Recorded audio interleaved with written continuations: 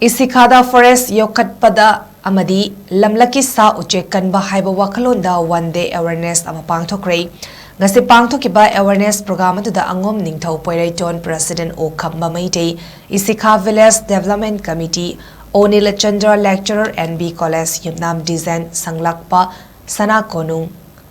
K Bozendro Maitei and Fonindro Social Worker Amadi and Sana Hanbi Leima Chandra Maruf Ishikhana Athoiba Mitunglan Oina Amadi Thoramapu Oiki awareness program adu da chief guest na Uchek Kanba Amadi Mahausagi Kutsemgi Khal Kaihandaba Asinatana Aing Asa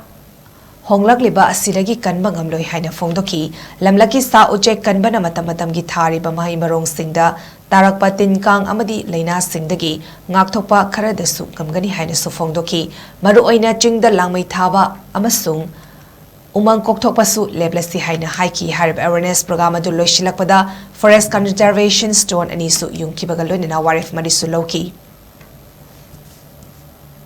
press media Sida Tamzaning Papa Hamadi Ishikhada Village Development Committee Asina Sambai Pulum Reserve Forest Area Asidagi Palok Chinjindagina Ishikhada Makha Sing Maptop Jambam Sing Haiba Pam Sibogda Ishikhada Village Development Committee gi Makhada Kuja Asina Protect Tauba Haidana Ngasigi Sumlaba Hoigi